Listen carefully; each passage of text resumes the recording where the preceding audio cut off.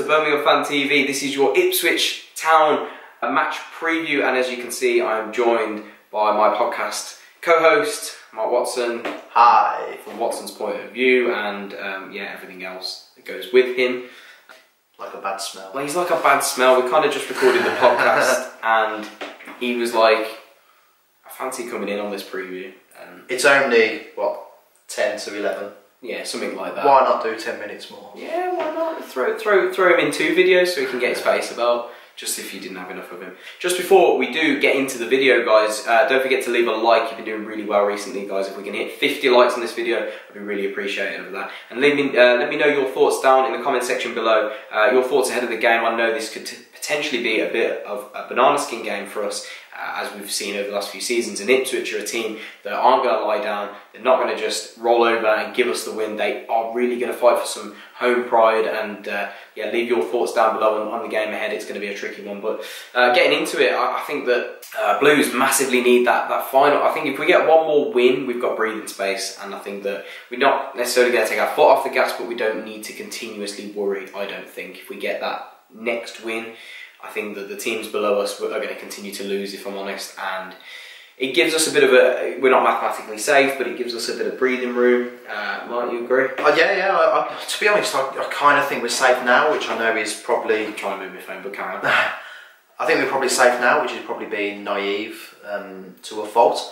But yeah, I mean, Ipswich are going to fight, like you say. I think they're probably gone. Bolton will be lucky to exist by the end of the season. It's looking that way, isn't it? It's bad. And Rotherham, Witten turned them over. I think Rotherham have got a good chance of fighting out. But I mean, we are in the conversation for relegation, but I think... As outsiders, yeah. The national conversation seems to circle more around Rotherham, Millwall, QPR, Bolton, Ipswich. And Reading. I mean, if you look at how we played against Leeds and Sheffield United, and West Brom to an extent... Yeah, we played well against West Brom.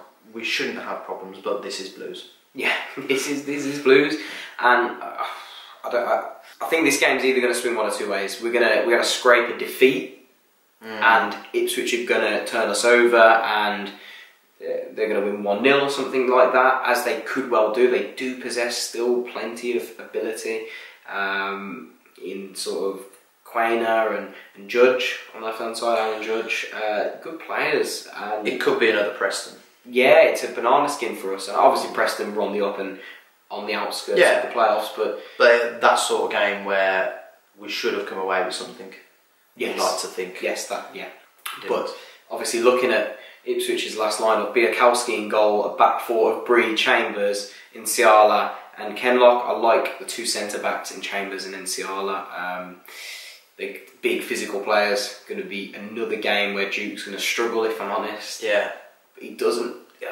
He's a physical lad himself, but when he's playing against ultra physical centre halves, not to any fault of his own, he struggles. Yeah. No, you're right. Yeah. And that's that's the sad reality of it. Yeah.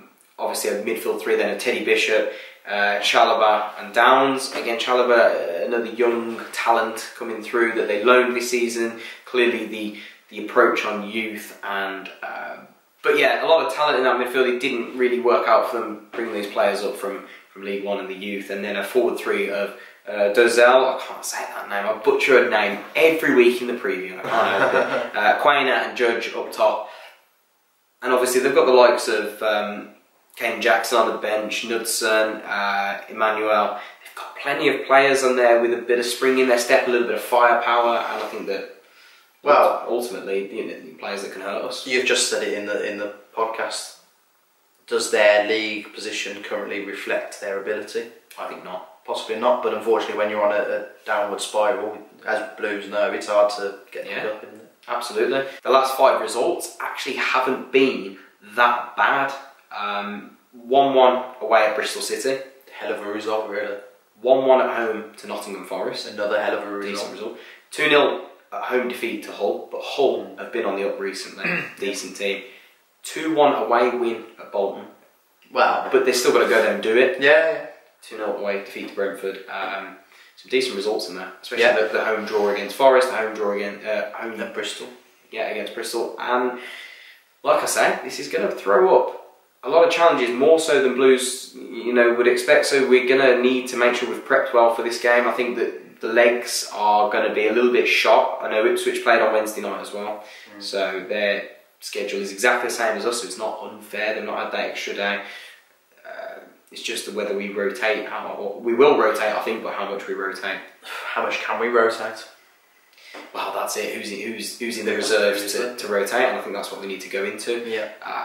Talking about lineups, obviously nothing changes in goal with Cam. Back four. Do you bring Wes in? What, for Max or for Pedersen? Yeah. Do you put Max in at left back and put Pedersen at right back? I personally wouldn't keep it as it is. Keep it as it is. Yeah, I think so. I would keep it as it is as well. I like Wes. Plenty of energy on that right hand side. Yeah. His athleticism could be beneficial in this game. He's quick, he's strong, and away from home I think he's a bit of a unit. We could even throw Max in midfield instead of Davis. That's potentially the thought. Wes back, I don't know. Because obviously the Birmingham Mail did say today that Davis got the legs, because obviously he's still in that sort of recovery mode still. Yeah. He's still coming back to fitness.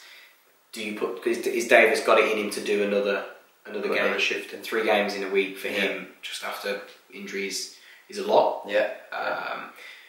It'd be interesting to see how Monk handles it. Personally, I'd go with the same back four. I would, yeah, to be honest. If it's not broken, don't fix it. Yeah, don't change your settle back four. Across the midfield, we're probably looking... They're a 4-3-3, so I don't think we're going to change the 4-4-2. No. I think the 3 in midfield can be counteracted when Duke drops in and does his little... pass. Yeah, he drops in, cuts the passing lane, so I don't think we're going to struggle with that 3 in midfield, because I think they'll sit someone in front of the back four. So I think the midfield's going to be a tough one. Do you bring a Rabti in? Do you bring Hotter in? Do you bring Craig in? I think for me it's Davis or X. Find X for the answer. Who's the X? It's Craig, isn't it? Yeah. The only thing is Davis is the closest thing we've got to Kieftenbeld, because he'll run around like a headless chicken and kick people, which is what Kieftenbeld does best. Yeah. Craig Gardner won't do that. Rabti won't do that. Jota certainly won't do that. But is Davis a liability at the moment with his legs? I don't know. I think only he can tell us, obviously, if he's got it in his legs to go again. Whether he plays a 45, starts the 45, and then comes off for Craig. Well, maybe that's an argument for having Max in midfield. Because Max is a defender, he will run around and defend and kick people. Yeah, but he's also got the talent as well. And maybe hiding at the back. I would like to see Max in midfield. I would start, but I don't think Gary's going to do it. I think he'd rather throw Craig in there. Yeah, I think Gary. Right. So I think we'll probably, for me, I think he's going to go with, we're going around the left, a midfield 2 of Gardner and Gardner, I think, and Mahoney on the right. And I think you'll probably see Hotter come on early on. And then the forward 2, I don't think will change of Adams and Vassell. Adams and Jukovic, but again you will see Vassell come on at some point, I think, to try and stretch the game, open it up with his legs, bit of pacing behind. Because they're going to be tired as well. We're talking about us. They're going to be tired. They've played 3 games in a week. They've played 2 away games. So obviously the travelling and all that, and obviously the away sides tend to put more effort in. They try and hold the lead that they had at Bolton. I think this game could get stretched quite quickly. Vassell. Game for Vassell, if you ask me. Do you think? Yeah. Not to start him, but my God, we need to not be changing these at 80 minutes. 60 minutes. And Rabti, Otter, and Vassell. Bring these 3 on. Stretch the game, get them wide. Even then, potentially sort of reverting to sort of like a 4-3-3 system, potentially, and playing like Vassell and Rabti and Hotter sort of as a forward 3 and letting them do the work and getting the ball forward to them. But obviously as a starting line, I think the only change will be Craig in for Davis. Yeah, I disagree. I think he'll stick with the starting lineup from last game. I think Davis will start. You think Davis will start? Yeah. I just worry about his legs, but I think that's for him to say. Yeah. But what are you thinking, score prediction wise? I think personally it'll be 0-0. I think they will defend like their lives depend on it. and I think we struggle against teams that steadfastly defend and refuse to go forward, aka Millwall. I can see where you're coming from, thinking it's a great game for Shea, for example, to smash a few goals, but I do think they'll defend so tightly. I see 0-0, a ball draw. Can I just say, Ipswich haven't kept a clean sheet in 14 games. The last clean sheet came against Rotherham at home on the 12th of January, where they won 1-0. And before that, you're probably looking at another most of the season. We're going back into sort of October time. I think they've kept one clean sheet in about 20 odd games, late 20s. Okay, 1-1 then. But I think if we don't score, I think it shows that we're fragile still going forward. I think we lack the ability to open teams up at times. I think at times when teams are coming out like Leeds, that they have to come at us, we don't struggle. We don't, because we can. If the space is there, we do exploit it. We soak it up and throw it back at them. Absolutely. And I think that it depends on Ipswich's mentality, depends on how this game goes. If they want to sit back and play it safe and try and nick a win, obviously I don't think they're going to play for the win. If they want to soak up pressure and try and hit us, we're going to struggle. If they come out at us all guns blazing, we could just exploit that very easily. I'm going for a 3-1. I said it in the podcast, still sticking with it. I think that if Shea's on it, that's it. You can't stop him. You can't. Not being cocky, you can't stop Shea when he's on it. And you feel 0-0 or 1-1 you're going with?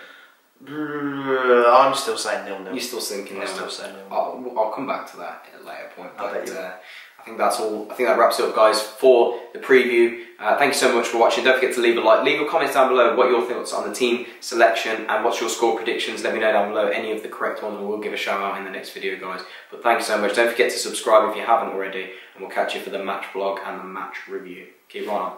Peace.